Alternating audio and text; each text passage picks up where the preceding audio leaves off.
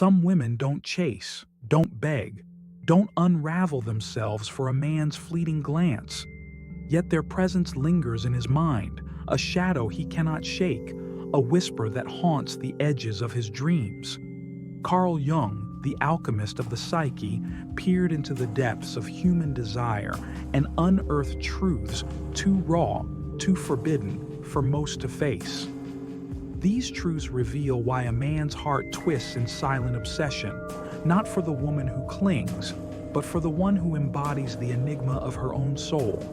This is the dance of masculine and feminine, a primal rhythm where desire is born not in pursuit, but in the quiet power of absence. Picture a man, his ego polished like armor, striding through life with a certainty that masks a deeper unrest. Beneath this facade lies what Jung called the shadow, the untamed, unspoken parts of himself he dares not acknowledge. A woman enters his world, not with loud declarations or desperate pleas, but with a presence that feels like a storm held in stillness. She is the archetypal feminine, the anima, Jung's vision of the soul's eternal muse.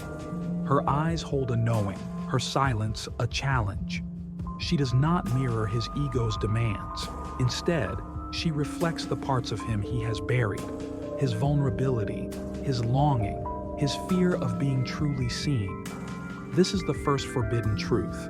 A man desires not what flatters his surface, but what pierces his depths.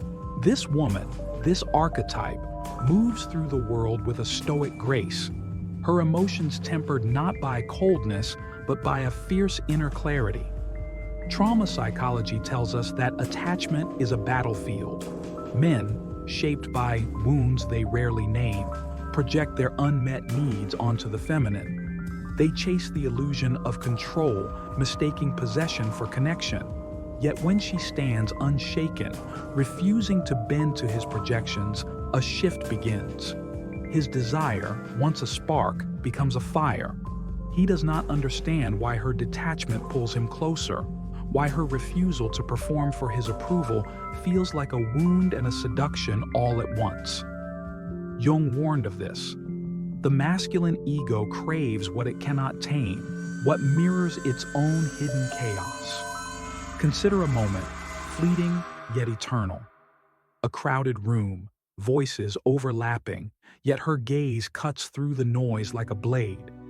She speaks little, but when she does, her words carry the weight of someone who has faced her own shadows and emerged whole.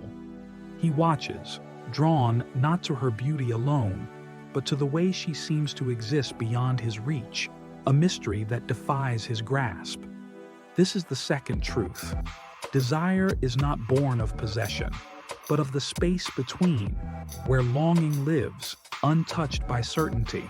Stoicism teaches her to hold this space, to let his projections fall like leaves without clinging to them. She becomes the mirror he fears, reflecting his own unclaimed desires. As days pass, his mind becomes a labyrinth, her image flickering in its corridors. He replays her words, her silences, searching for meaning. Jung's concept of the anima reveals why. She is not just a woman, but the embodiment of his soul's unspoken yearning. Yet here lies the danger. His desire can turn to obsession, a projection that seeks to consume rather than connect. Trauma psychology whispers of the wounded boy within him, seeking a savior in her form. But she, rooted in her own individuation, refuses to play the role of rescuer. She walks her path, her self-worth a quiet flame that burns without need of his validation. This is the third truth. A man's deepest desire is for the woman who does not need him, yet chooses to see him.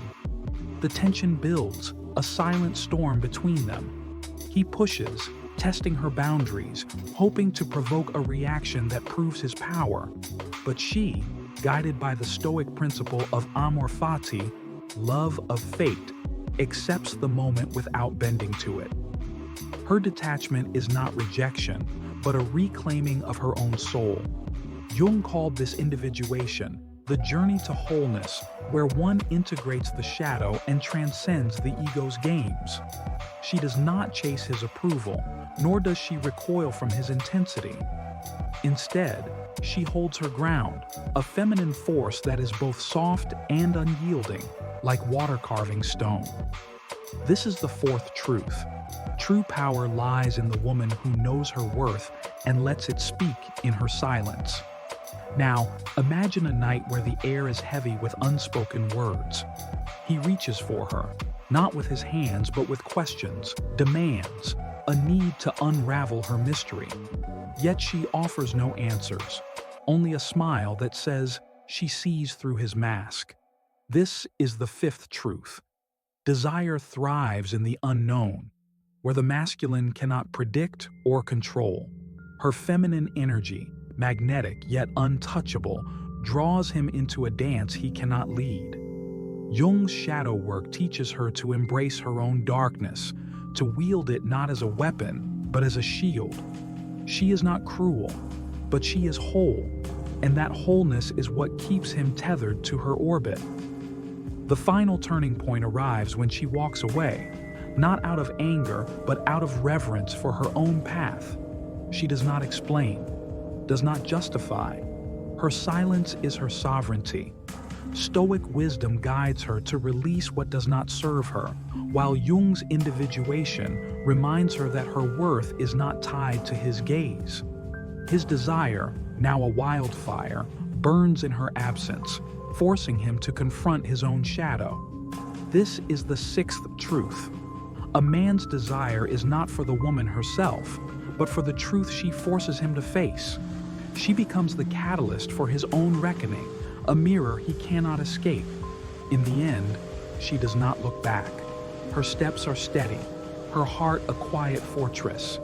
The seventh and final truth echoes through the ages, from Jung's pen to the pulse of the present.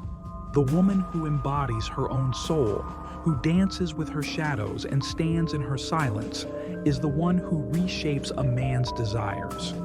She does not need to conquer him.